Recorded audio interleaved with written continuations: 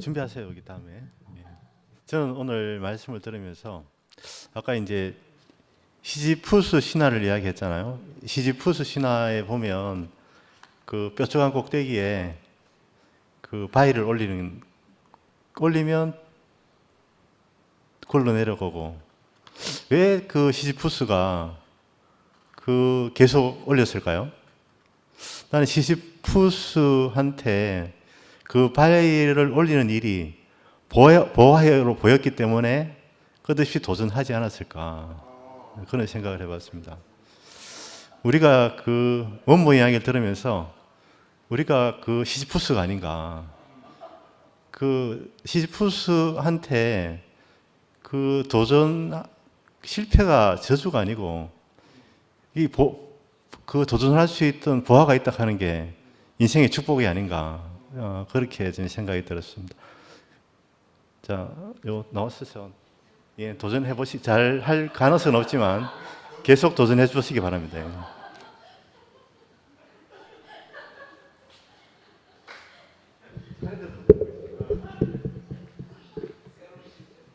에이, 정말 오늘 교회 잘못한 거 아닌가 모르겠네.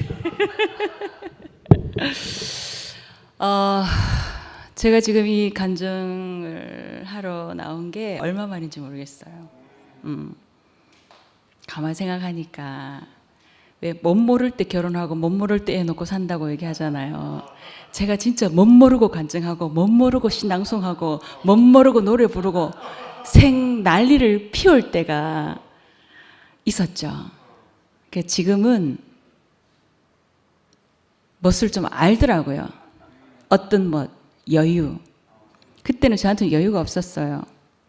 저한테 뭔가가 말하고 싶어 갖고 말 안 하면 죽을 것 같은, 그 누가 시킨 거 아니잖아요. 그랬었는데 지금은 듣는 게 좋아요. 우리가 왜 입이 하나고 귀가 양쪽에 두 개일까? 잘 들으라고. 저 요즘 어디에 제가 재미가 붙었냐 하면, 지금 우리가 월화수 쭉 모임이 있잖아요. 모임이 있는데 듣기를 잘해요. 먼저 국어의 첫 번째가 듣는 거거든요. 우리 아이가 첫 번째 엄마 말을 듣고 난 때는 엄마 이렇게 말을 하는 것처럼 지금 제가 이제서 출발인 것 같은 생각이 들어요. 네, 그래서 감사해요. 그리고 아까 상옥이 언니는 이렇게 2PM이 만들어지고부터는 교회 생활이 너무 재밌더라 하면서 이렇게 말했거든요. 근데 저는 아니었어요. 저는 그 정말 7날래 8날래 놀던 그 무대가 좋았거든요. 내 무대가 없어져 보였어. 그래서 교회 오는 게 무지 싫었어요.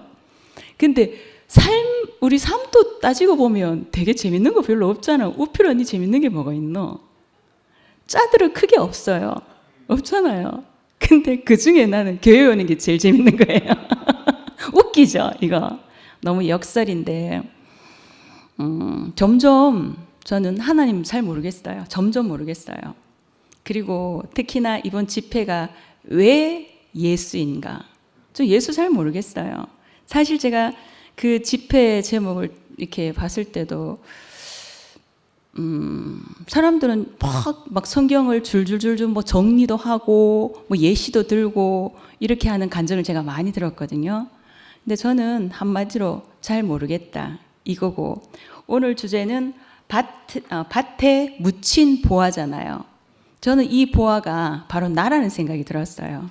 제가 이 교회에 와서 알게 된 거는, 영미야, 네가 바로 보화야.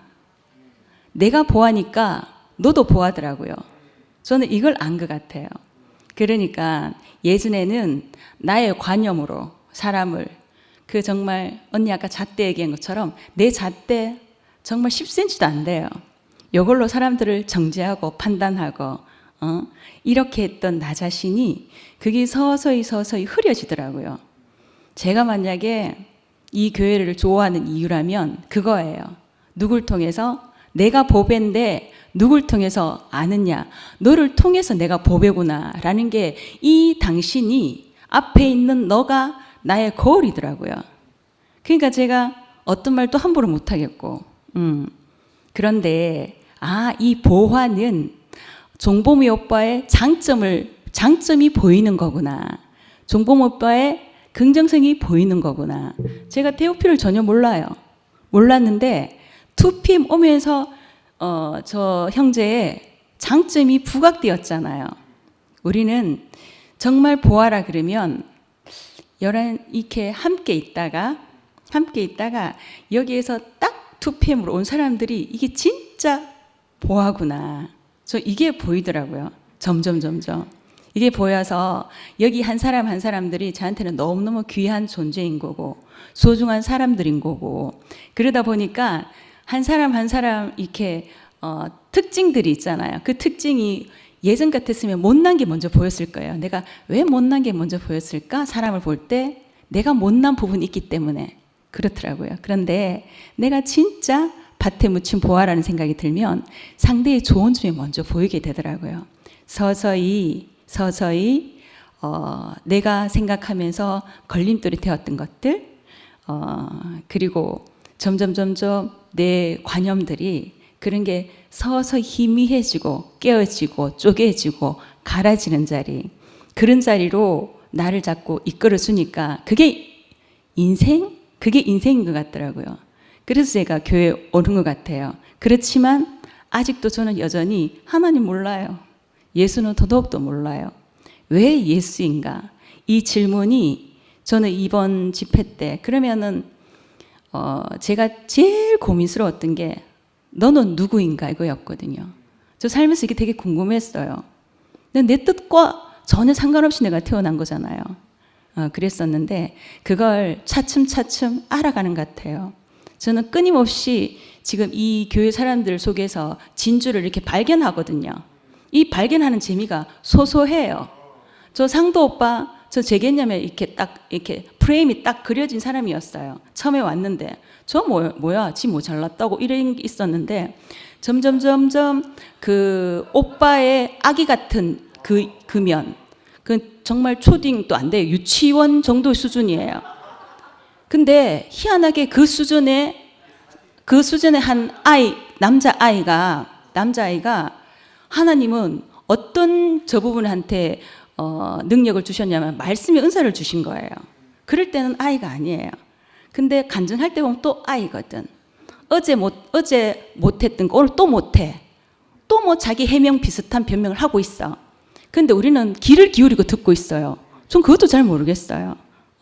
그렇지만 이렇게 한 사람 이렇게 그 사람의 어떻게 단점이라 그러면 그 단점이 상대한테 장점이 될 수 있는 거고, 그 나의 장점이 그 사람들한테는 걸림돌인 단점이 될 수 있는 거, 이렇게 서로 상반된 걸 보면서 성장했지만 성숙해야 되는 우리, 그래 성숙해가는 그 모습을 보는 게 요즘 제 낙입니다.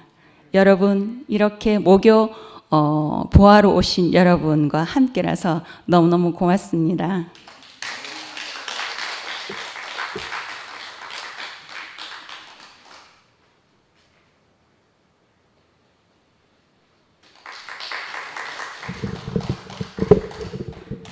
저는 목요일 오는 게 가장 좋습니다.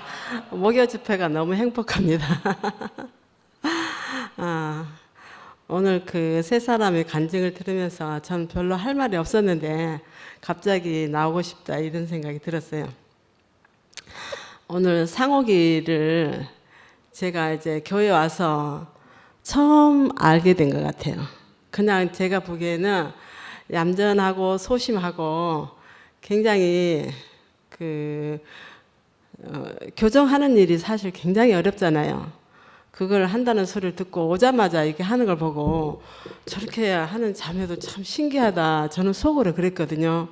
근데 상옥이가 언제 제가 이제 이렇게 이렇게 좋아졌냐면은 이 목요 집회 와서 항상 일찍 와서 자매 몇 사람이 와서 이렇게 찬양을 하고 인도를 하고 이 자리를 채워주는 그 마음이 되게 이제 저 안에는 너무 귀해 보이고 이 자리 지키는 그 형제 자매들이 너무 되게 소중하고 귀하게 보였어요. 근데 오늘 그 찬양하면서 자기가 세음이 나고 막 이런다 그러잖아요. 고음도 올라간다고 그러고. 근데 제가 볼 때는 진짜 그랬어요. 그 전에 볼 때는 상욱이가 항상 맥락이 없었어. 그냥 연약하고 그냥 겨우 이렇게 하루 사는 에너지를 다 쓰는 것 같이 보였는데 이 목요 모임이 생기면서 찬양할 때 굉장히 넘치더라고. 그리고 밝고 그리고 이제 얼마 전에 하여튼 줌 모임에서 제가 들어가진 않지만 이후에 이렇게 간증을 이렇게 올라오는 걸 듣는데 굉장히 간증이 신선했어. 자기는 전교 생활하면서 깨끗이 청소를 한다고 막 했는데 여기 와서 보니까 쓰레기만 담뿍 자기가 가지고 왔다고 그 얘기를 해서 너무 그 간증이 신선했어요. 그러면서 오늘 그 자기 자신으로 이제 이렇게 밭에 묻힌 보화를 자기 이렇게 말은 안 했지만 제가 볼 때는 밭에 묻힌 보화가 자신으로 보였어요. 그리고 지금 6번의 그 준비를 하면서 이 자기 원망이 싹 이렇게 쓸려 갔다 그러는데 와 그렇게 하는 것도 자기 안에 이제 빛을 만났구나 이 말씀. 그러니까 교정을 했으니까 얼마나 말씀이 자기 안에서 깊이 새겨졌겠어요. 그러니까 이제 그 전에는 자기가 십자가를 지고 하려고 노력했다 그러잖아요. 근데 그렇게 하는 게 아니고 지금은 완전 새로운 그 생명으로 이렇게 하는 거 보면서 너무 아름다운 자매. 그러니까 저도 그랬거든요. 전에는 이런 사건이 일어나기 전 2PM이 생기기 전까지 제가 확실하게 내 자신이 밭에 묻힌 보화. 저는 그렇게 했어요. 내가 밭이라면은 이 보화는 뭐냐면은 죽음이라고 생각했어요. 왜냐하면 예수의 죽음과 내 죽음이 한 운명으로 보이면서 제가 세계가 완전히 옮겨졌거든요. 그 이후로 보니까 내 자신이 하나님 아들인 거예요. 아까 원모 형제도 말씀했잖아요. 우리가 사람이 육신을 안 가진 사람이 없잖아요. 근데 우리가 육신을 때문에 모든 고난과 환난이 있다고 생각하기 때문에 우리가 육신을 버리고 정신세계 뭔가 이루려고 하는 거 그 하늘에 닿으려고 하는 거 나로 무엇을 쌓아서 올려서 내가 아름답고 정말 하나님 아들의 그 아름다움의 풍성에 그 바라는 그런 마음이 있었기 때문에 전에는 내가 이렇게 교회를 와서 간증을 듣고 이렇게 사람을 만나는 것은 내가 따르고 싶은 사람을 찾아서 그런 사람을 새기고 그런 사람을 부러워했어요. 그러니까 나는 항상 그 갭이 있는 거라.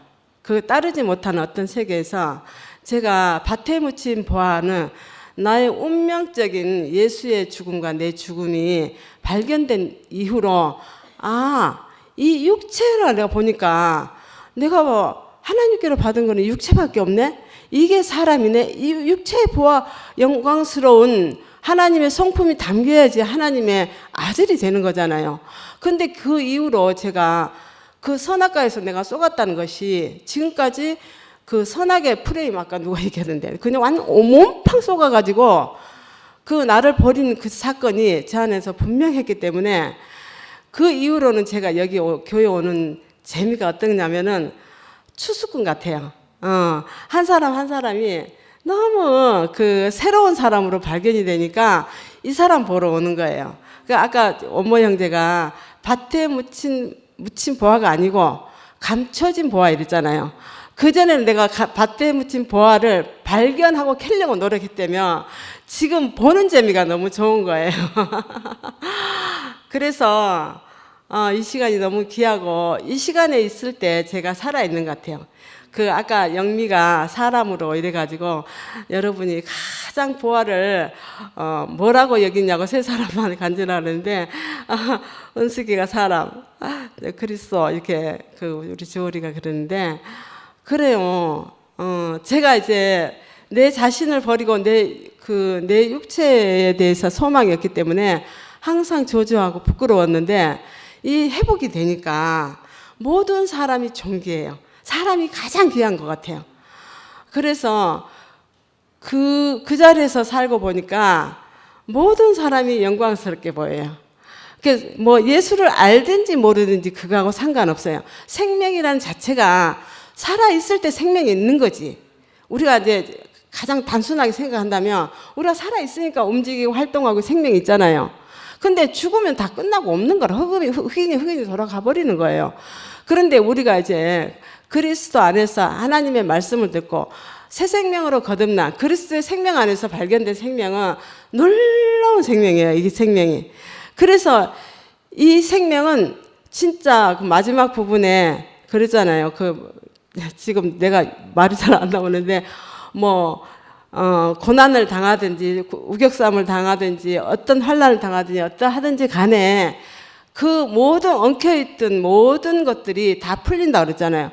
제 인생이 지금 보니까 가장 여한이 없이 너무 감사하고 너무 행복하고 하나님이 나를 지으신 이 하나님이 이러하든지 저러하든지 지난 모든 과정들은 하나님이 나와 함께 해서 내가 이렇게 여기까지 온 사실이 너무 분명하기 때문에 다 해석이 되는데 원망과 저주 이런 모든 것들이 다 축복으로 이렇게 해석이 되니까 찬양 안 할 수 없잖아요. 그런 사람을 귀하게 보는 눈이 생기니까 모든 사람이 내하고 관계가 꺼리낌이 없이 다 이렇게 우리가 소통이 잘 된다는 거.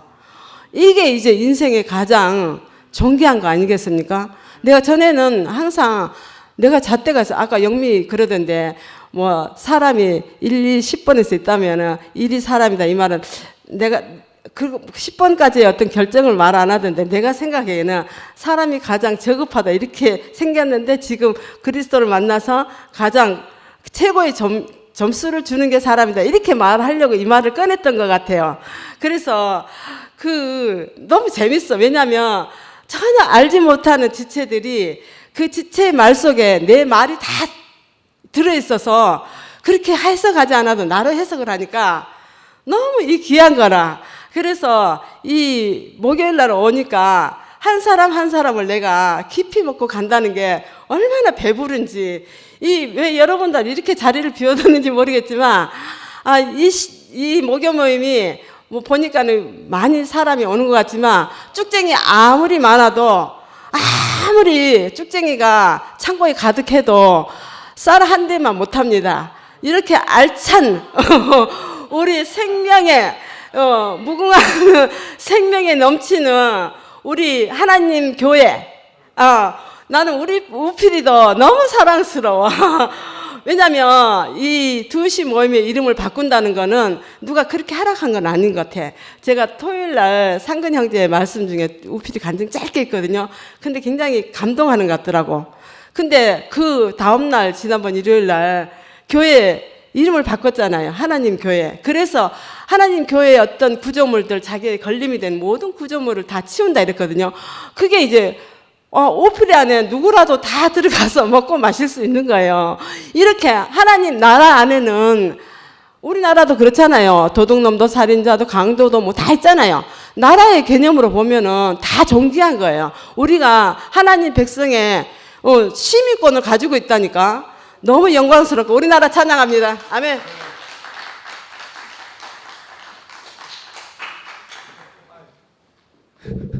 저는 누님 간증 듣다가 질문하러 나왔어요. 질문하러. 아니 정말로 이렇게 다른 악의를 가지고 이런 게 아니고 정말로 누님 말씀을 들으면서 평소에도 그랬지만 우선 정정하고 싶은 게 우필이가 일요일 날 모임에 대해서 선포한 건 하나님의 교회라고 하지 않고 하나님 나라라고 했어요. 하나님 교회하면 안성홍정인 하나님 교회가 이미 선점하고 있어요. 그래서 하나님 교회하면 좀 이상하고 그건 앞으로 이제 우리 형제들 어떻게 부르는가에 따라서 이제 달라질까 생각하는데 저는 이제 질문하고 싶은 게 있는데 저 금순이 누님 간증을 계속 들으면 저하고 하나도 다르지 않아요. 너무 좋고 또 관념적이 아니고 어떤 구체적이고 경험적이고 이래가지고 제가 누님 안에 깊이 포함되고 또 누님도 저를 볼 때마다 이렇게 저를 사랑하시는 태도나 눈빛이나 하여튼 그래가지고요. 전혀 다른 마음 없이 제가 묻고 싶은 게 하나 있어요. 누님이 이제 늘 사용하실 때마다 육체의 죽음 이렇게 표현하시거든요. 예수 안에 있는 육체의 죽음과 내 죽음이 운명적 죽음으로 하나다. 여기서 모든 것이 해방됐다 이렇게 말해요. 그러면서 또 조금 전에 간증을 쭉 들어보니까 그 육체 안에 하나님의 어떠하심이 와가지고 우리가 전에 다른 사람이 된다는 거예요. 자, 이렇다면 말이에요. 보통 우리가 육체라는 말을, 너무 큰가? 육체라는 말을 사용할 때는 육체는 영혼과 대비되는 개념으로 사용한단 말이에요. 육체 안에는 먹은 밥, 고등어, 반찬, 음료 뭐 이런 게 들어가 있는 이게 육체거든요. 근데 누님 말씀을 들어보면 그런 육체를 말하는 게 아닌 것 같아요. 그러니까 영혼이 함께 있어서 하나님의 생명과 성품이 담기는 어떤 육체 이렇게 말하거든요. 그러니까 다르지 않은데 우리가 일반적으로 언어를 사용하거나 성경적 용어를 사용할 때는 이걸 보고 육체라고 하지 않아요. 그 바울이나 뭐 이런 사람들 표현에 따르면 옛사람이라고 하기도 하고 첫사람이라 하기도 하고 뭐 아담이라 하기도 하고 뭐 이렇게 표현한단 말이에요. 그리고 기독교인이 아니라도 일반적으로 뭐 사랑과 영혼 뭐 이런 영화도 있잖아요. 육체와 영혼 또 그 데살로니가 후서인가 보면 뭐 육과 영과 혼 뭐 이렇게도 구분하고 이러거든요. 그래서 자꾸 육체적 죽음 뭐 이러시니까 우리가 알고 있는 것과 똑같은 말을 하시는데 용어만 이제 이렇게 사용하는 것 같다는 제가 생각이 들어서 이런 것 같으면 굳이 오해를 무릅쓰면서 우리 눈치 보면서 뭐 눈치 본다 카드 주얼이 눈치 보면서 뭐 나와서 간증한다 하는데 굳이 그럴 필요가 있겠나 이런 생각이 들거든요. 저는 누님 간증이나 말씀에 전혀 의의가 없어요. 그래서 이 표현이 공동체 안에서 표현이 같은 용어가 있으면 그 같은 용어를 쓰는 것이 우리가 훨씬 더 쉽고 헷갈리지 않지 않을까? 이런 질문이 있거든요. 혹시 뭐 주어리가 대답하든지 뭐.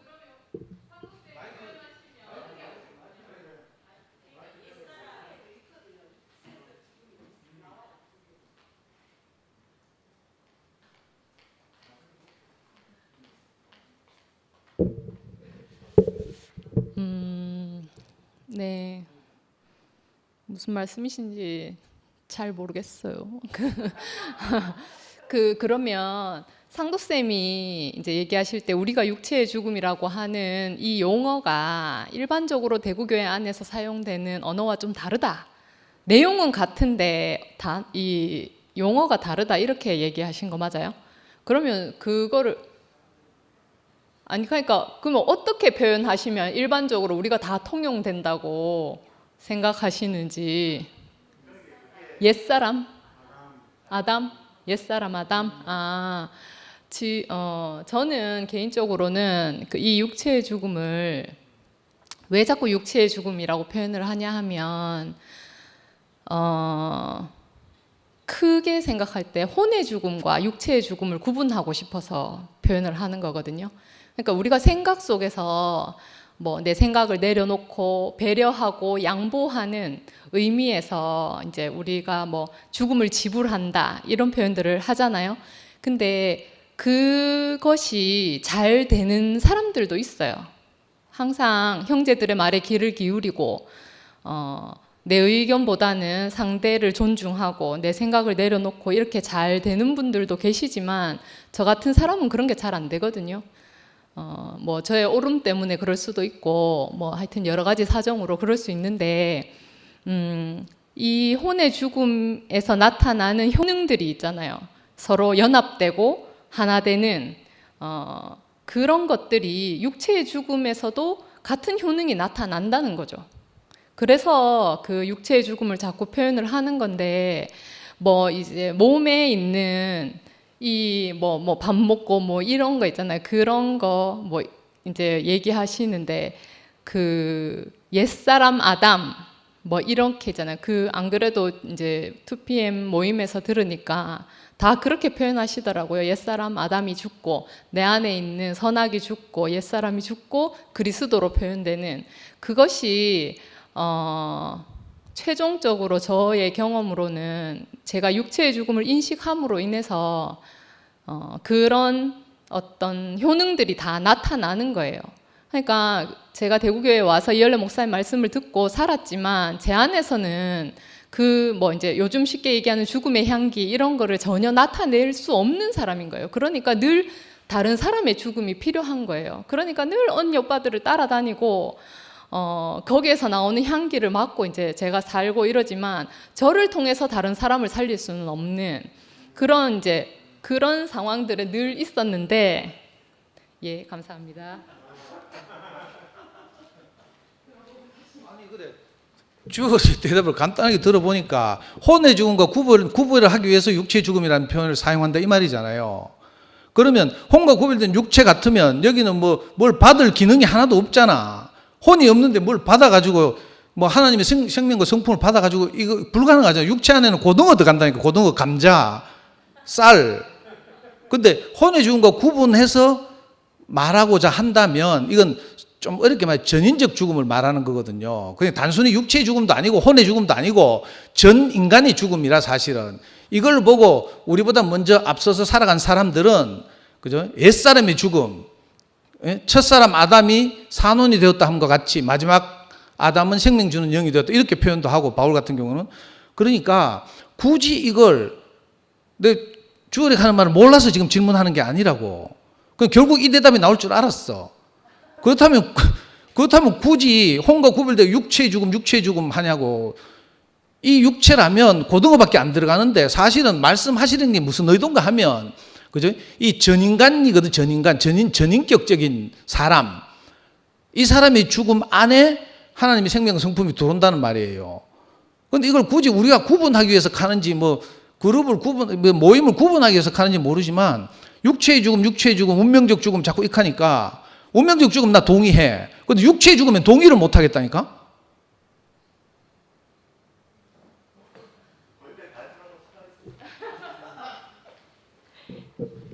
그게 예수님이 그 광야에서 그 마귀의 시험을 받으시잖아요. 거기에서 항상 승리하시잖아요, 마귀를. 우리의 인생의 문제는 늘 그렇잖아요. 이 선악과 때문에 문제들이 일어나니까 거기에 이제 중점을 두고 이제 말씀을 드리는데 예수님이 그렇게 뭐 전인적인 죽음 다 해가지고 뭐 옛사람이 끝나고 뭐 이런 있잖아요. 많은 것들을 해서 그렇게 이제 승리하는 모습을 보여도 제자들 안에서는 그것이 어떻게 일어나는지 알 수 없는 거예요. 그러니까 결국은 예수님이 십자가 죽음으로 가시는 거잖아요. 그러니까 거기에서 사람들이 다 알아들을 수 있고 다 그걸 볼 수 있으면 굳이 예수님이 죽음으로 가실 필요가 없죠. 그냥 뭐 하나님 아들로서 그 뭐 사역하고 뭐 충분히 그렇게 사실 수 있는 문제인데 그렇지 않고 예수님께서 그 십자가로 가서 육체로 죽으신 데는 그만한 어떤 이유가 있는 거예요. 그렇게 할 수밖에 없는 어떤 이유가 있는 거죠. 세상 모든 사람들을 포함할 수 있는 그 자리는 유일하게 거기밖에 없고 그 십자가 이전에 예수님이 사역하시던 부분에서는 우리가 함께 할 수 있는 부분이 아무것도 없잖아요. 근데 단지 어떤 말씀이든지 간에 내 인생에 적용이 되는 게 제일 중요한 부분이잖아요. 그런데 그 광야에서 마귀에게 시험받는 그 상황에서는 저 같으면 돌로 떡을 만들어서 먹으라 이렇게 얘기하면 최선을 다해서 돌로 떡 만들고 싶어 할 사람이지 그 뭐 마귀에게 그 진실을 이야기하면서 승리할 수 있는 사람이 못 되거든요.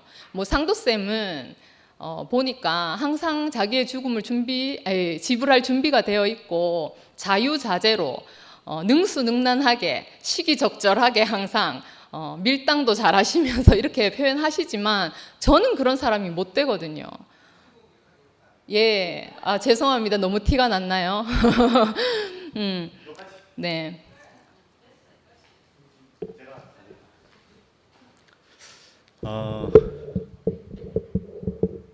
오늘 저는 이제 그 밭에 묻힌 부화에 대해서 좀 집중하고 싶습니다. 예. 제가 최근에 이제 아까 밭에 묻힌 부화가 뭐 자기 자신도 될 수 있고 또 남도 될 수 있다는 이야기를 했잖아요. 아까 오늘 저게 이제 내용 중에 가장 핵심적인 단어를 꼽으라 그러면 부화 말고 가장 핵심적인 단어를 꼽으라 그러면 저는 하나님 형상이라고 이야기하고 싶은데 그게 하나님 형상인지 사실 구체적으로 잘 모르겠어요. 그런데 우리 안에 하나님 형상이 숨겨져 있다. 우리 인생 안에 이제 우리가 사실은 사람과 어떤 관계를 해보면 구체적으로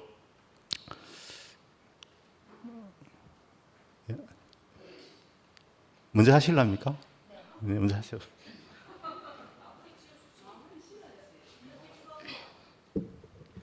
하고 싶으면 다시 하든지.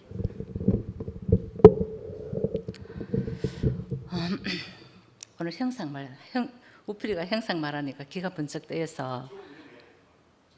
근데 우리 죽음 있는데 어떻게 죽음 얘기를 안 하나? 저는 성경을 잘 모릅니다. 근데 전에도 제가 교회에서 가끔 듣기를 창세기하고 신약이 뭐하고 이렇게 그것만 알면 된다 이렇게 들었는데 전 복잡한 거 몰라요. 저는 그 어려운 거는 모르고. 근데 아까 시지푸스의 신화도 말씀하셨고 했는데 주얼이가 혼의 죽음과 육체의 죽음을 또 이렇게 말을 했거든요. 근데 저는 하나님이 우리의 형상과 우리의 모양대로 사람을 만들자. 이미 하나님께서 우리에게 당신의 형상과 모양을 창조를 이미 해놨어요. 근데 우리는 계속 상상으로, 간념으로 우리가 뭐를 계속 만들어요. 사랑도 만들고 미덕도 만들고 계속 만드는데 하나님이 이미 우리에게 완성으로 해놨는 거는 형상이 우리에게 이미 다 주어졌는데 우리가 몰라요. 아무리 말을 해도 못 알아들었어요. 아까 주어리가 말했듯이 못 알아듣고 그래서 그 하나님의 형상과 모양을 완전하게 완성한 자리가 예수가 십자가에서 죽은 그 죽음의 자리에서 우리가 다 봤거든요. 저도 그 자리에서 정말 아무것도 아닌 육체가 하나님의 형상과 모양이라니 저도 밭에 묻힌 보아 이 육체가 하나님이 찾는 밭이고 그 이 사람에게 있는 이 죽을 있는 이 운명이 바로 보화로구나. 그때 저도 그렇게 보게 돼가지고 그러니 하나님이 말하는 사람과 내가 알고 있는 사람, 생각하는 사람, 이 사람 하나님이 알고 있는 사람, 하나님이 말하는 사람이 하나님의 형상대로 사람을 지어놓고 심히 기뻐했다는 사람이 바로 육체가 바로 하나님의 형상이라는 것을 저도 그때 알게 되었어요. 그래서 저도 늘 생각이 시지푸스의 아까 신화처럼 생각으로 내가 참고 생각으로 뭘 노력을 하고 했는 거는 결론은 누룩을 다 남겨놓은 그런 것처럼 결국은 있잖아요. 그걸로 뽀롱이 나더라고요. 제 자신이 완전하지 않다는 거 내 자신이 알게 되더라고요. 분노를 참아도 결국은 내 분노가 그게 완전한 죽음이었고 그 생각은 절대로 안 죽더라고요. 시지푸스 결국 있잖아. 돌을 굴려가지고 산 꼭대기에 올라갔지만 그 돌이 결국 도로 굴러 내려오는 것처럼 우리가 뭔가 내를 비우고 나를 깨끗이 했지만 결국 그 혼으로 죽은 그 죽음은 혼으로 뭐 하여튼 죽음은 그 시지푸스에 돌 굴러가는 거라면 거기에서는 그 누룩이 끝이 안 나더라고요. 그래서 육체의 죽음은 저도 그랬죠. 저도 늘 죽고 싶었던 사람이라서 저는 왜 죽으려고 했냐면 왜 죽고 싶었냐면 세상에 대한 절망, 뭐 불안, 공포 이게 끝이 안 나더라고요. 우필이 그랬잖아요. 불안의 그 바깥에서 오는 두려움은 그 두려움의 원인이 끝나면은 없어지는데 그런 내 속에 있는 불안은 자기가 뭐 죽음 그 얘기를 하면서 그때 그 모든 사람들이 할아버지도 사랑이 되고 다 했는데 또 그게 문제가 해결돼 보니까 또 그것도 사라진다고 이렇게 얘기했지. 하여튼 그런 말을 했는데 저는 있잖아 그때 보면서 생각이 내가 아니라는 걸 알았어요. 생각은 나는 내 생각에 끌려다녔거든.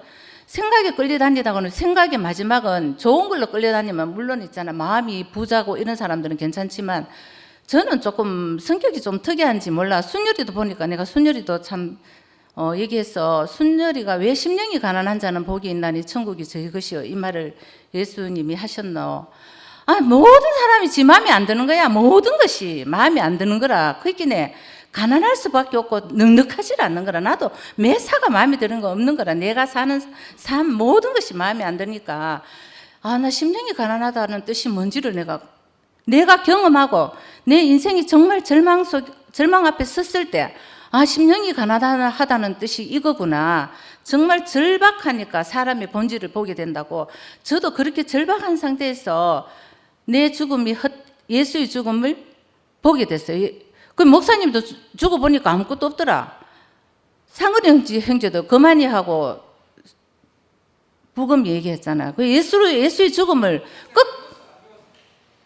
목사님이 살아있지. 그렇지만 우리는 살아있는 운명이, 내가 이 말을 하는 거는 육체와 생각이, 하나님이 말하는 사람이 육체라는 걸 알게 된 거지. 죽음 있는 이 육체. 그 예수의 죽음을 보니까 예수가 있는 그 죽을 운명과 내하고 조금 더 틀리지 않는 똑같은 하나님 형상과 모양대로 하나님 계획에, 창조의 경륜 안에 계획된 그 사람으로 내가 창조되었다는 것을 예수의 죽음에서 보게 되었어요. 그래서 저도 그때부터는 제 안에 정말 전에는 누룩 남아가지고 참고 했던 것이 끝이 안 나던 것이, 그 경험 이후로 제가 한 번도 거기서 흔들리거나 헷갈리거나 그런 적이 없어요. 정말로 그냥 인생이 그냥 만족스럽고 생각에 끌려가지 않고, 그 분열과 분리도 이렇게 분열되는 것이 없어지더라고, 선악은. 네, 주님을 찬양합니다. 지금부터는 3분씩 하겠습니다. 네, 3분.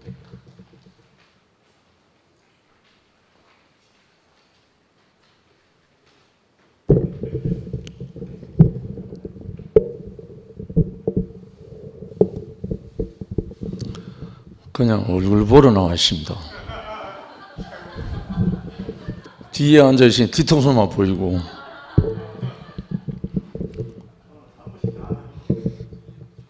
밭에 묻힌 보화. 원래 이거 원어에는 감추인 보화야. 묻힌 게 아니고. 물론 그렇게도 표현하지만, 감춰져 있다는 말은 선악과 때문에 감춰져 있거든. 선악과만 없으면 감춰지지 않고 드러났는데, 선악과 때문에 감춰져 버렸다는 거지. 문모가 한 말이 정확한 말이죠.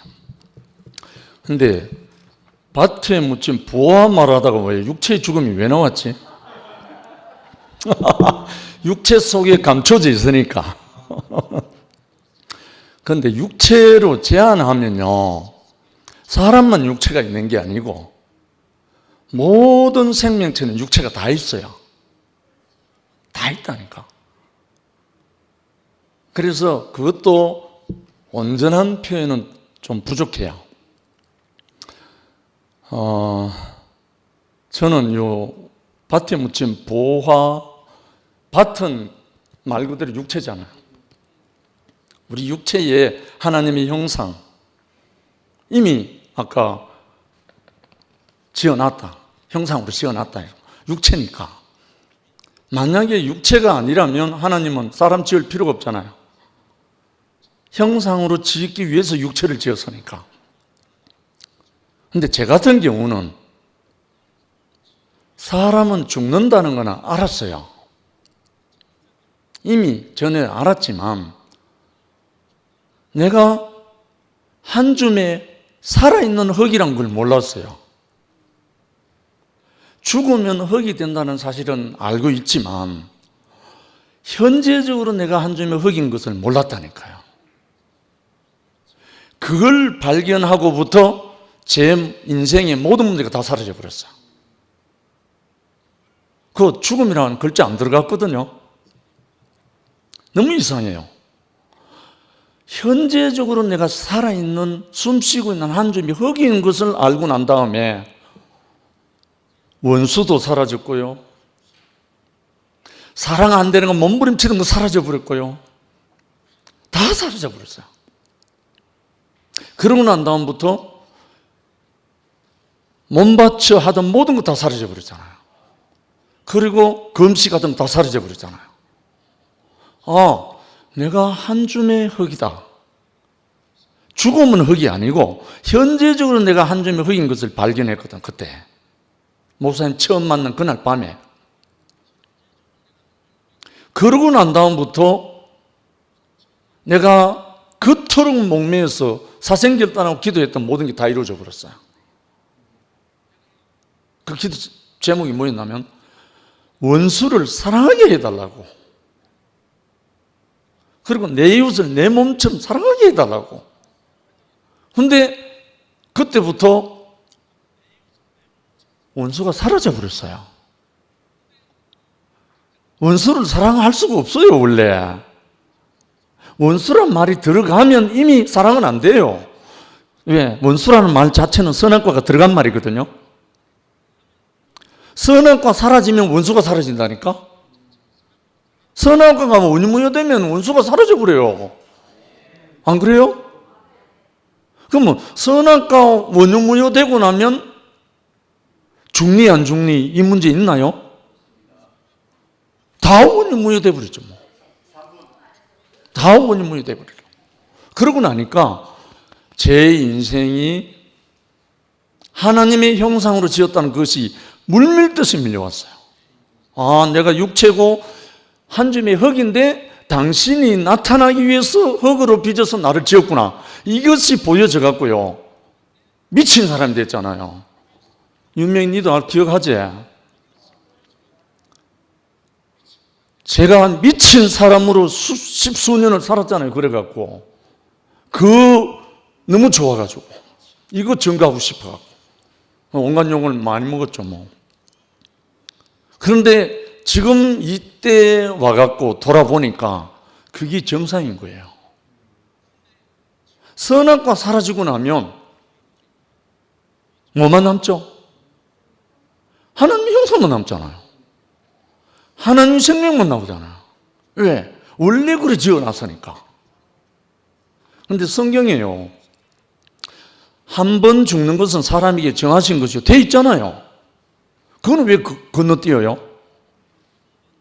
시몬때 나오기 전에 이미 그렇게 돼 있는데, 그리고 일생 죽음에 매여 종로를 하는데 놓아주려고 왔다. 그거는 왜 건너뛰어요? 성경이 다 돼 있잖아요.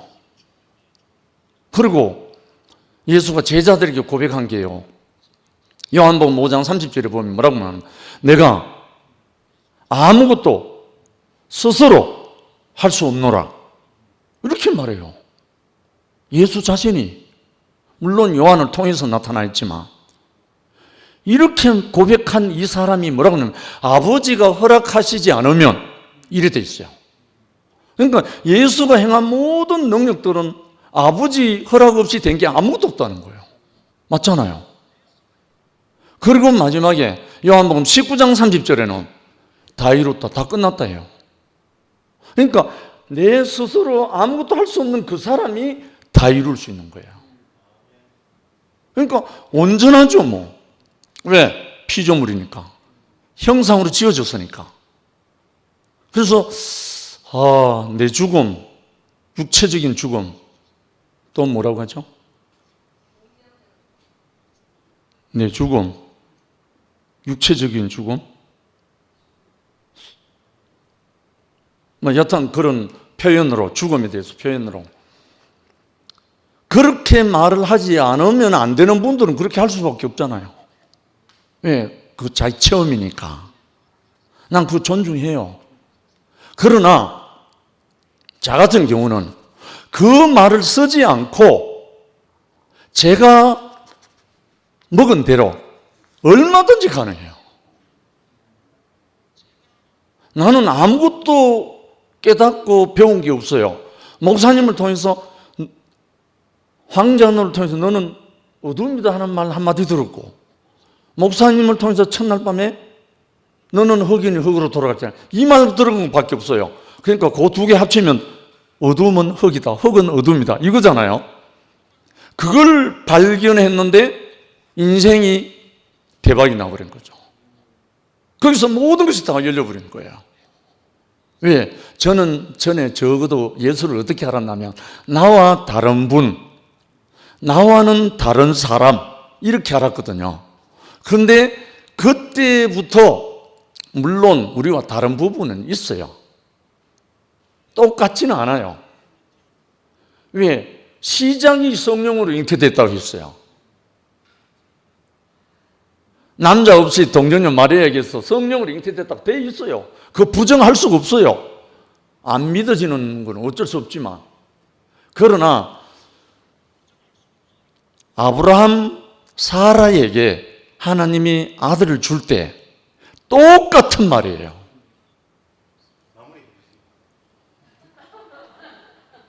경수가 끊어진 사라에게 내년 이맘때 아들이 있겠다 했어요. 이건 무슨 말이에요? 경수가 끊어진 사라에게 아들이 있겠다. 이 말이나 동정녀 마리아에게 예수가 성령이 됐다는 말이랑 똑같은 말이에요. 근데 아브라함이 사라에게 난 아들은 믿고 동정녀 그건 안 믿습니까? 몰라서 그래요. 몰라서. 성령이 오시면 다 해결됩니다. 전부 다 성령으로 하신 말씀이에요. 그의 영으로, 하나님의 영으로. 그러니까 우리에게 지금 현재적으로 우리 육체가 살아있잖아요. 살아있는 이 육체를 가지고 죽음을 경험한다는 게 아니고 그 죽음에 포함된다는 거잖아요. 살아있는 내 육체를 갖고 죽은 그 예수의 육체의 죽음에 포함된다는 거지, 내가 거기 함께 죽어본 경험이 없잖아요. 이 비밀인 거예요, 비밀. 이걸 가지고 말하니까 다른 사람들이 오해를 하는 거라. 오해. 그러니까 가능하면 자기 경험을 가지고 간증하는 거는 그럴 수밖에 없잖아요. 당연하고. 그러나 우리가 가장 정확한 표현은 성경적인 표현입니다. 가장 정확한 표현. 그리고 모든 사람에게 생명의 영으로 될 수 있는 것도 그 길이고요. 도움이 되시면 좋겠습니다. 주님을 찬양합니다. 지금부터는 시간 재겠습니다. 3분 정확하게 재시면 됩니다. 오늘 이제 밭에 뭐 묻힌 보화, 감추어진 보화 이렇게 이제 표현을 했고, 이 밭이 있고 보화가 있잖아요. 그러면 이제 밭은 뭐고 보화는 뭐냐 이렇게 이제 할 수 있는데, 저는 이런 생각이 들어요. 오늘 이제 감추어진 보화가 받잖아요. 보니까 각자 자기 받는 거를 표현을 하는 거라. 표현이 다 다를 수가 있죠. 하나로 어떻게 만들어요? 못 만들어요. 근데 중요한 거는 저는 오늘 상옥이 보면서 깜짝 놀랐어요. 사실은. 왜 그런가 하면 상옥이 처음 왔을 때부터 지금까지 받는 표정 중에 오늘이 제일 좋았어. 진짜예요. 맞죠? 6번을 수정하면서 뭘 봤어요? 자기 안에 감춰진 부활을 발견했단 말이에요. 봤단 말이에요. 이게 반 것이 중요해요. 상옥이 누나가 오늘 표현을 어떻게 써가 중요한 게 아니라 그 마음이, 받는 그 마음이 중요한 거죠. 저는 그게 보여요. 그래서 모르겠어요. 저는 잘 모르기 때문에 이게 맞다 저게 맞다는 저는 잘 모르겠어요. 근데 분명한 거는 오늘 세 분이 간증을 다 하셨잖아요. 영민 누나도 하시고 그다음에 온몽도 하고 이래 했는데, 그 사람이 뭘 보고 어떤 마음으로 이 얘기하는 거는 저는 다 저한테 다 와닿았어요. 그리고 또 그 누님하고 주어리하고 저 장도영하고 이렇게 다 표현, 또 명희 누님도 그렇고 무슨 마음으로 얘기하는지, 또 금방 영식이 형님이 표현한 무슨 마음으로 그 얘기하는지가 제가 충분히 이해가 가요. 저도 이제 그 표현은 각자 자기 표현이 아니면 약간의 이제 이게 이렇게 표현하나 저렇게 표현하나 바랄 수가 있잖아요. 근데 우리가 뭘 받는가가 중요하지 표현은 그렇게 중요한 것 같지 않아요. 네, 표현은. 그래서 저는 보니까 오늘 밭에 감춰진 보화를 발견한 사람, 사실 우리는 이제 우리 안에서 그 사람을 발견하는 게 중요하지 그 외에 다른 어떤 것들은 어느 자리에 가면 다 만들어진다고 생각해요. 저는 그렇게 생각하거든요. 어느 자리에 갔을 때마다 그 자리에 가기 전에는 각자 정상에 가야지. 니는 어디로 올랐어? 이게 중요한 게 아니잖아요. 정상에 올라왔어. 나는 이걸 봤어. 이게 중요하지. 나는 이 새길로 올랐어. 니는 저런 길로 올랐어. 니 빨리 올랐으니까 좋다. 이게 아니라, 우리가 요번 여름 집회하는 것도 마찬가지예요. 저는 그 자리가 분명하게 보여지겠구나. 그래서 다소 내 표현이 아닌 다른 표현으로 의해서 이해가 안 될 수도 있고 조금 틀릴 수도, 틀리게 생각할 수도 있지만 이건 내 관점이니까.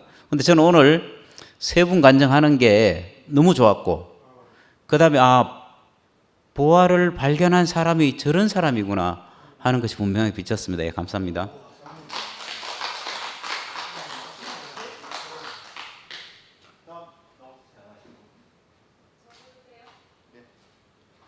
나오는 동안 제가 하도록 하겠습니다. 예. 그 아까 전에 제가 우리가 밭에 묻힌 부활을 발견하게 되면 그 헌신과 노력이 자동적으로 나온다 이렇게 이야기했잖아요. 아까 제가 시지푸스 신화의 시지푸스를 이야기했잖아요. 그게 어떤 의미인가 하면 그 험악한 일이잖아요. 굴러 떨어지는 밭 올리고 또 내려가고 또 내려가고 아마 나는 시지푸스가 부활을 발견한 사람으로 예수와 시지푸스가 오버랩 때가 생각 들어요. 예. 왜냐하면 아마 예수도 그 부활을 발견하고 아마 시지푸스의 마음으로 끊임없이 도전했지 않았을까? 예? 예. 심오합니까? 예. 제가 좀 심오합니다. 예. 아마 우리가 그 밭을 일군다는 것은 어쩌면 시지푸스의 마음처럼 그런 마음이 아닐까. 결과와 관계없이, 결과와 보상에 관계없이 끊임없이 도전하는 우리 시지푸스가 필요하지 않나 이런 생각이 듭니다. 예. 예.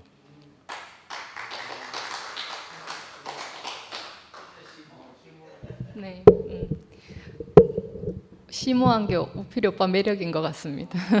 저도 오늘 이제 김 목사님 말씀 듣고 세 분 간증 들으면서 여기 계시는 분 다 해야 된다고 간증 다 하자 하시길래 마음으로 이제 준비하고 있는데 상도쌤이 갑자기 질문하셔가지고 내가 표현하고 싶은 거 못하고 딴 얘기만 했는데 그래도 이렇게 질문해 주시는 게 너무 감사해요. 그리고 또 제가 계속 생각을 해보게 될 것 같거든요. 저희도 뭐 이제 이렇게 각계전투로 막 이렇게 하는 게 아니고 함께 하고 싶으니까 예, 그래서 자꾸 예, 감사합니다. 정말 너무너무 감사합니다. 진짜 쫓아내지 않고 너무 감사합니다. 저는 오늘 예, 2분이면 충분합니다. 예수님은 왜 보화가 밭에 묻혔다고 말씀하셨을까요? 7번이거든요. 요 정리된 종이에. 거기에 보면은 육체 때문에 모든 문제가 생기지만 이 육체를 가지고 하나님의 영광을 나타낼 수 있습니다. 이렇게 이제 김 목사님 정의하셨거든요. 저는 이 말씀이 너무너무 좋았어요. 저도 육체 때문에 항상 문제가 너무 많은 거예요. 자신감도 없고 뭐 이제 제대로 하는 것도 없고 이러니까 항상 그게 문제였는데 예수님을 보니까 너무 위대하고 너무 놀라우신 분이더라고요. 그래서 거리가 너무 먼 거죠. 뭐 멀리 예수님까지 갈 필요도 없고 목사님이나 언니 오빠들만 봐도 저랑은 너무 이제 이게 너무 다르니까 항상 있잖아요. 그런 다름을 느낄 때 소망이 된다. 제가 이렇게 생각한 게 아니고 절망인 거예요. 나는 왜 이래?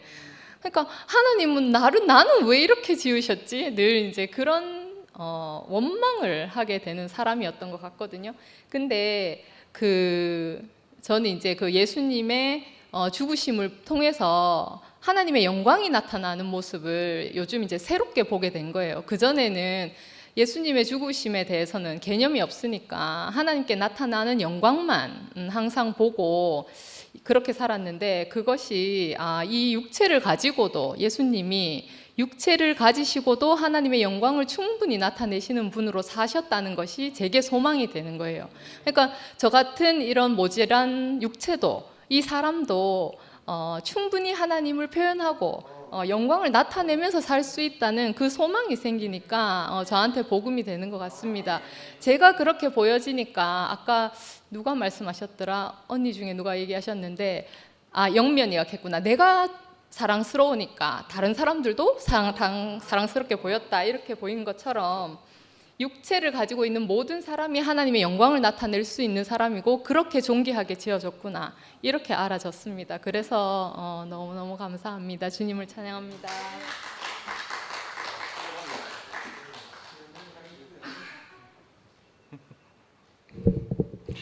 아니 뭐 시지프스의 헛수고를 끝내자는 뜻에서 그 죽음을 얘기한 건데 어떻게 그렇게 반어적으로 얘기하는지 정말 너무 심오합니다.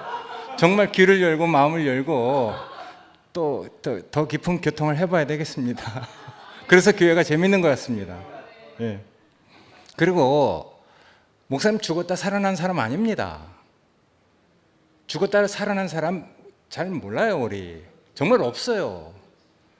그런 그냥 뭐 이제 뭐 의사가 죽었다고 이렇게 판정했는데 살아난 사람도 있겠죠. 그런 사람도 혹 있잖아요. 그런데 목사님 정말 그렇게 의사에 의해서 죽음을 판정받고 살아난 그거 아닙니다. 근데 자꾸만 그렇게 육체적 죽음을 진짜 의사가 그렇게 판정을 내서 다시 살아난 그 죽음으로 자꾸만 얘기하는 것 같아서 난 뭐 근데 그 뒤에 나타나는 여러 가지 반응들이나 그 인격적인 어떤 것들을 보면은 뭐 영 막 자꾸만 화가 나는 거라. 그러니까 그건 아니니까 오해하지 마시고. 그리고 또 우리가 다 사실은 생명, 운명 이런 것들을 얘기할 때는 사실은 우리가 다 피조물이 가지고 있는 운명을 말하는 것이라고 난 생각이 돼요. 안 그렇습니까? 예, 피조물이 가지고 있는 운명. 그러니까 여기 그렇게 있잖아요. 우리가 항상 예수의 죽음을 우리 몸에 짊어짐은 예수의 생명이 또한 우리 몸에 나타나게 하려 합니다. 그러니까 성경적인 표현이 가장 정확하다고 그 정말 영식이 형제가 얘기했는데 우리가 그래서 성경이 참 중요한 것 같아요. 우리가 똑같은 삶을 살았던 그 많은 사람들이 정말 우리 앞서서 이런 경험을 다 했기 때문에 그걸 정말 함축적으로 그리고 정말 정확하게 그래서 정말 그 1.1핵도 틀리지 않다고 했잖아요. 그래서 성경적인 표현이 정말 중요한 것 같아요. 우리가 여태까지 성경을 너무 읽지 않아서 익숙하지 않아서 그런데 정말 성경은 정확한 표현이에요. 말 한마디 한마디가. 그러니까 우리가 정말 성경을 아는 것이 정말 중요하고 그런 뜻에서는 정말 영경 그 자매가 성경을 읽는 그런 뭐 이제 그 마음을 가졌다 하는 것은 정말 중요한 것이고 우리가 정말 그래서 전윤환 형님 그 정말 중요한 이유는 우리가 주관적으로 알고 있는 것을 항상 객관적인 것으로 증명해 주니까 우리가 어떤 때는 자고하지 못하고 교만하지 못하도록 그렇게 객관적인 것으로 이렇게 딱 붙들어 매주는 역할을 그 하신다고 저는 생각이 되거든요. 우리가 다 그래서 합력해서 선을 이루는 것인데 저는 정말 감사하게 이 표현이 우리가 다 사실은 피조물이다. 피조물이 가지고 있는 운명을 얘기하는 거다. 그게 얼마나 다양합니까? 그리고 정말 하나님이 우리 형상으로 사람을 지었다 할 때 정말 그 하나님을 정말 압니까? 하나님이 어떤 형상으로 지었는지 그거 정말 알아요? 내가 하나님이 되기 전까지 모르는 거라. 그러니까 우리가 정말 말 한마디라도 우리가 정말 깊이 이렇게 깨달으면은 정말 자고할 수 없는 것 같아요. 그러니까 우리가 여기 써 있듯이 우리가 항상 예수의 죽음을 우리 몸에 짊어짐은 예수의 생명이 또한 우리 몸에 나타나게 하려 합니다. 밭에 묻힌 보화를 발견하면은 결국 그런 사람이 내 안에서도 정말 아름다운 뭐 여러 가지 형태로 뭐 사랑이나 뭐 이렇게 하지만 그러시면 그게 성령의 9가지 열매로 나타나게 하려고 우리가 밭에 묻힌 부활을 발견한 것이라고 생각이 됩니다. 전 맨 처음에 목사님 만났을 때 정말 밭에 묻힌 부활을 발견했어요. 근데 지금은 막 이렇게 과정 어째서 이렇게 됐고 내가 이렇게 살지만은 정말 그건 아니라 할 수 없어요. 근데 이제 우리가 정말 그것보다 더 정확한 정말 더 이렇게 온전한 재료로 옮겨가기 위해서 그런 사람이 이렇게까지 됐다 하는 것을 우리가 이렇게 알고 정말 하나님이 우리를 귀하게 여기고 빗나가지 않게 이런 과정을 다 통과하게 하시는 것 같아. 그래서 저는 감사하거든요. 그러니까 우리가 정말 정신 차리고 정말 항상 깨어 있어라 이런 말이 정말 요새는 전 더 깊이 새겨질 때라고 생각이 됩니다. 감사합니다.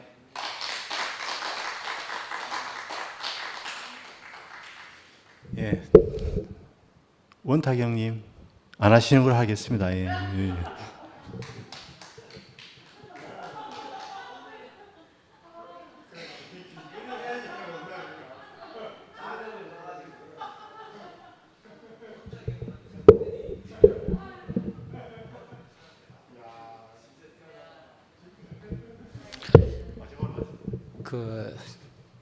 저는 뭐 내 생각이 옳다 그러다를 얘기하러 온 건 아니고요. 같이 한번 생각해 보자는 얘기를 하고 싶어서 나왔습니다. 여러분들 듣기 싫어하는 말 중에 우리 교회에서 난무하는 철학 얘기 있잖아요. 싫은 얘기 하나 하고 하겠습니다. 현대 철학 하시는 분 한 분이 우리가 말할 수 없는 것에 대하여는 침묵해야 한다 이런 말을 했어요.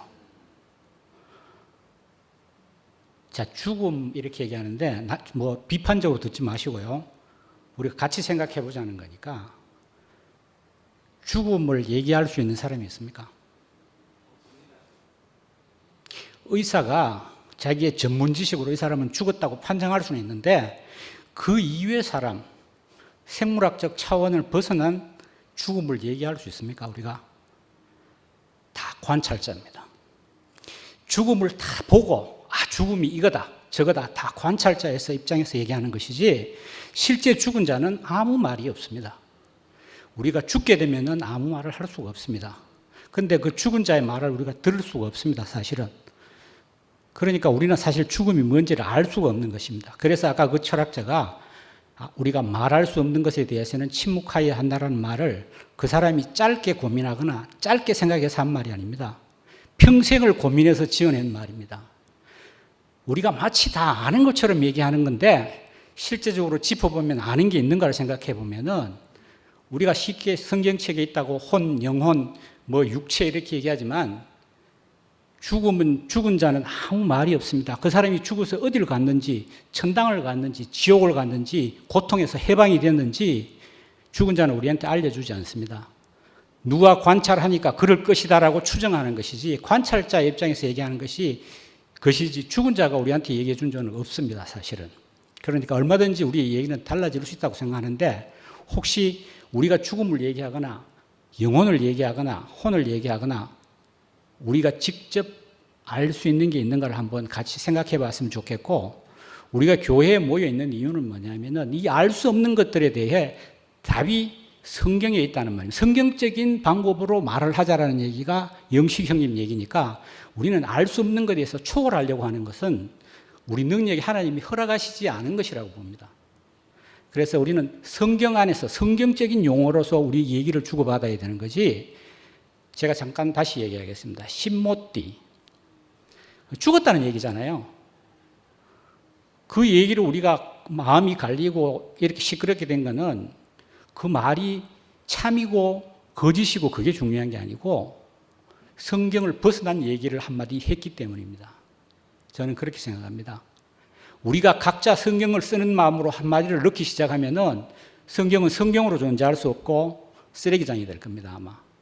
그래서 나는 결코 죽음을 내가 알았노라고 얘기할 수 있는 사람은 사람의 형상을 하고 있는 사람은 할 수 없다고 봅니다, 세상에. 다 관찰자죠. 내가 본 죽음은 이렇더라. A가 본 죽음은 이렇더라. B가 본 죽음은 이렇더라. 자기 상상 속이라고 생각합니다. 우리가 관념적인 얘기를 하지 말라고 그러자 하는데 생각해 보면은 내 생각 속에서 지어낸 얘기지 실제 죽은 자한테 들어본 사람이 있으면은 내가 그 얘기를 믿겠습니다. 그러면은. 그래서 우리가 이 길에 지금 이 현실에까지 도달하게 된 원인이 뭐였는가를 우리가 곰곰이 반성을 해보면은 성경에 없는 말을 하기 시작했습니다. 성경을 벗어나기 시작했기 때문에 우리가 이 길에 왔다고 생각을 합니다. 그래서 우리는 영식 형님 하신 말씀대로 성경에 있는 말로 우리 얘기를 하자 이런 얘기입니다. 그것만 해도 우리가 충분히 교통하는데 부족함이 없으리라고 생각을 합니다. 제 생각입니다. 그래서 우리가 이 생각에 대해서 우리가 성경을 우리의 텍스트로 갖고 있는 사람들 아닙니까? 거기를 벗어나려고 하면은 철학자가 되면 됩니다. 우린 철학자가 아니잖아요. 성경을 따르겠다라고 교회에 오신 분들 아닙니까? 그러니까 성경적인 얘기로 우리가 소통하는 그런 사람들이 되면은 내 생각입니다. 우리가 좀 정도에서 덜 벗어날 수 있지 않을까. 그렇게 생각해서 안 나오려고 참 나도 이 말 자체가 헛소리죠. 그죠? 전혀 안 죽은 사람의 얘기니까 헛소리인데 안 나오려고 발버둥을 치다가 그렇지 나오지 마라 그래도 나왔습니다. 진짜 이게 사람인 것 같습니다. 하여튼 또 쓸데없는 얘기했는 것 같습니다. 미안합니다.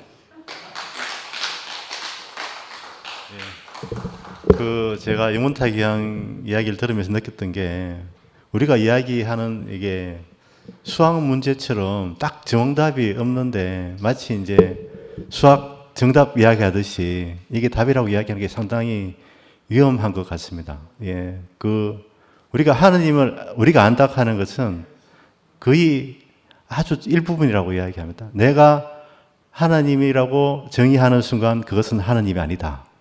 이렇게 생각하면 된답니다. 예. 제가 한 이야기가 아니고, 예, 제가 한 이야기고, 예.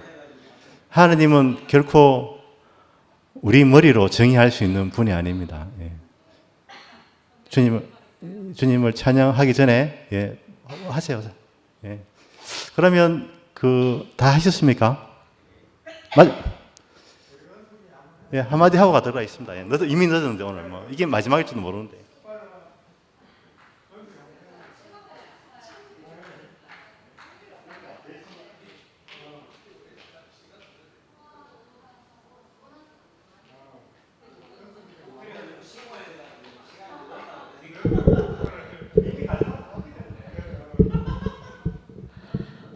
저는 오늘 저기 상옥 언니에 대해서 좀 증거를 하고 싶은데요. 언니가 이제 말씀 성김이 한다 하면서 저하고 이제 자기가 걱정이 된다고 제가 먼저 했기 때문에 저하고 같이 좀 이렇게 준비를 하자 해가지고 제가 그 말 듣고 아이고 감히 제가 어떻게 언니가 국어 선생님이고 저보다도 더 말씀에 대해서 이렇게 많이 교정하고 하니까 제가 그게 거들 게 없잖아요. 그러면서 언니가 이제 첫 이렇게 간증문을 저한테 메일로 보냈어요. 그래도 읽고 이건 조금 곤란하다 싶은 부분이 있는 거예요. 그 왜냐하면은 이제 이혈례 목사님에 대한 언니의 어떤 하고 싶은 말, 해주고 싶은 말 이런 것들이 많이 들어있는 거예요. 그래 보면서 이거는 조금 지금 분위기하고 좀 흐름이 다른데 좀 싶어서 그러다가도 언니는 이 말을 해야 되는구나. 해야지 이 안에서 자기가 다 이렇게 끝나기 때문에 그래서 언니야 좋아요 하면서 이랬는데 또 언니가 그 부분을 또 이야기를 하더라고요. 그래서 그럼 제가 솔직히 말할까요? 하면서 그 부분을 다시 이야기했거든요. 하니까 그래 나는 앞에서 그걸 이야기해야지 내가 끝나는 것 같다 하면서 그렇게 정리가 됐는데 저는 저한테 보낸 그 원고를 그대로 읽을 줄 알았거든요. 그런데 오늘 언니가 제가 모르는 전혀 다른 원고로 이렇게 자기 간증을 해가지고 제가 깜짝 놀랐어요. 하니까 와 이게 교정해 가면서 자기 안에 그 원망과 부정이 언니 안에 다 사라졌고 그 자기 안에 이렇게 보인 그 보화를 이렇게 말씀하는 언니를 보면서 제가 너무 감동을 받았고 그리고 저는 또 이제 영미 언니를 또 좋아하는데 저는 개인적으로 제가 무식했어요. 국어 선생님 분들을 좋아합니다. 그 두 분이 국어 선생님 출신이잖아요. 그래서 우리가 목요 집회 이렇게 사람이 너무 적어서 제가 이 집회에 앉아 있는 게 스스로 너무 민망하더라고요. 그래서 작년 12월 달인가 그때였어요. 그래서 집에서 이제 들었는데 집에서도 불편하고 여기 와도 부끄럽고 민망하고 이제 이런 상황이었는데 그때 언젠가 그 영미 언니가 어느 순간부터 권기열 오빠가 안 나오시면서 앞에 찬양 인도할 사람이 없었어요. 근데 언니가 그 휴대폰에 노래 중에 노래 찾아서 들어간 노래 그걸 귀에 대고 언니가 이렇게 노래 부르는 그 모습을 보고 제가요 그 다음 이후부터 지금 한 20명 안 될 것 같아요.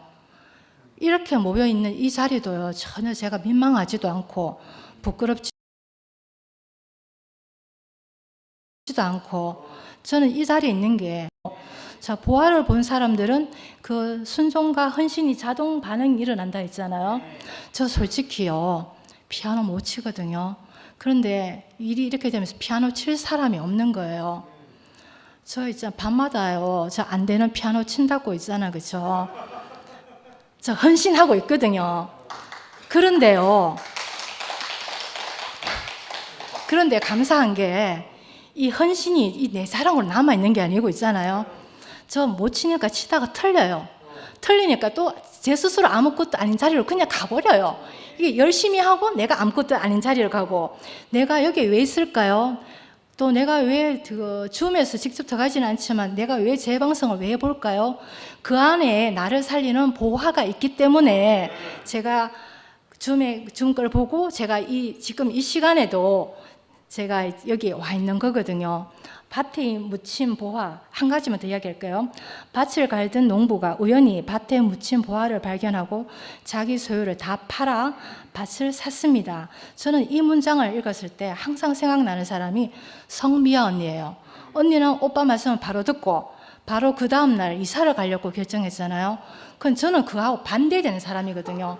어떻게 하면 내가 이 교회를 좋은 것만 따고 이 교회를 안 가려고 노력한 사람이기 때문에 항상 이 행위에서 나는 언니하고 내가 다르다. 나는 이 밭에 묻힌 보화를 자기 소유를 다 팔아서 산 사람이 아니다. 늘 여기서 갈리는 내가 있었는데 이번 말씀을 들으면서 그게 끝나더라고요. 밭에 묻힌 보화, 감춰진 보화, 이 안에서 내가 교회를 통해 다 누리고 사람을 통해서 다 누리니까 제 안에 어떤 그 행위로 이렇게 비교하고 이런 것들이 다 끝나더라고요. 감사하고 오늘 마지막으로 또 이렇게 기회를 주셔서 너무 감사합니다.